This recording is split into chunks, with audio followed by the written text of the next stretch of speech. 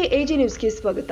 ಕಾಂಗ್ರೆಸ್ ಪಕ್ಷದ ನೂತನ ರಾಜ್ಯಸಭಾ ಸದಸ್ಯ ನಾಸೀರ್ ಹುಸೈನ್ ಅವರ ಬೆಂಬಲಿಗರು ವಿಧಾನಸೌಧ ಆವರಣದಲ್ಲಿ ಪಾಕಿಸ್ತಾನ್ ಜಿಂದಾಬಾದ್ ಎಂಬ ದೇಶ ವಿರೋಧಿ ಘೋಷಣೆ ಕೂಗಿದವರನ್ನ ಬಂಧಿಸಲು ಆಗ್ರಹಿಸಿ ಯಾದಗಿರಿ ಸುಭಾಷ್ ವೃತ್ತದಲ್ಲಿ ಬಿಜೆಪಿ ಯುವ ಮೋರ್ಚಾ ನೇತೃತ್ವದಲ್ಲಿ ಪ್ರತಿಭಟನೆ ಮಾಡಲಾಗಿದೆ.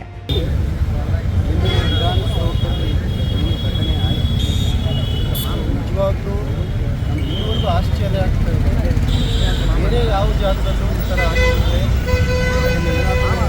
ತಪ್ಪಾಗಿರ್ಬೋದು ಅನ್ಕೋಬೇಕಾಗಿ ವಿಧಾನಸೌಧದಲ್ಲಿ ಒಬ್ಬ ಸಂಸದರಾದ ಮರುಕ್ಷಣನೇ ಒಬ್ಬ ಬೆಂಬಲಿಗ ಪಾಕಿಸ್ತಾನ ಜಿಂದಾಬಾದ್ ಅಂತ ಹೇಳ್ತಾನೆ. ಹೇಳಿದ ಮೇಲೆ ಅವನು ಅರೆಸ್ಟ್ ಆಗಲ್ಲ ಅಂತಂದರೆ ಇವರ ಸಪೋರ್ಟ್ ಇದೆ ಅಂತಲೇ ನಮಗೆ ಅನಿಸ್ತಾ ಇದೆ. ಆಮೇಲೆ ಪತ್ರಕರ್ತರು ಅವಾಗ ಪಾಕಿಸ್ತಾನ ಜಿಂದಾಬಾದ್ ಹೇಗಂತ ಕೇಳಿದಾಗ ಹೊರಗೆ ನಡಿ ಅಂತ ಪತ್ರಕರ್ತರಿಗೆ ಹೊರಗಾಗ್ತಾರೆ.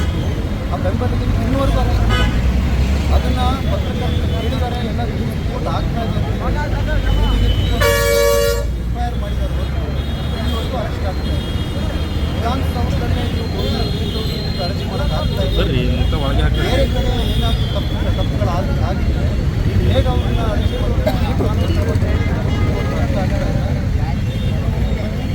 ಈ ಸಂದರ್ಭದಲ್ಲಿ ಯುವ ಮೋರ್ಚಾ ಜಿಲ್ಲಾಧ್ಯಕ್ಷ ಮೋನೇಶ್ ಬೆಳಗೇರ, ನಿಕಟಪೂರ್ವ ಜಿಲ್ಲಾಧ್ಯಕ್ಷ ಡಾಕ್ಟರ್ ಶರಣ ಭೂಪಾಲ್ ರೆಡ್ಡಿ, ಯುವ ಮುಖಂಡ ಮಹೇಶ್ ರೆಡ್ಡಿ, ಮುದ್ದಾಳ್ ವೆಂಕಟ ರೆಡ್ಡಿ, ಅಬ್ಬೆ ತುಮಕೂರು ಖಂಡಪ್ಪ ದಾಸನ್, ಸಿದ್ದನಗೌಡ ಕಾಡಮೋನ್, ಮಂಡಲಾಧ್ಯಕ್ಷ Manjunath JD, Bhimbai Shandigi, Shakuntala Chandru, Arakera B Sharanu, Hattikuni, Ayyappa Pujari, Venkatesh Yadav, booth ಮಟ್ಟದ ಪದಾಧಿಕಾರಿಗಳು ಹಾಗೂ ಮುಖಂಡರು, ಕಾರ್ಯಕರ್ತರು ಉಪಸ್ಥಿತರಿದ್ದರು.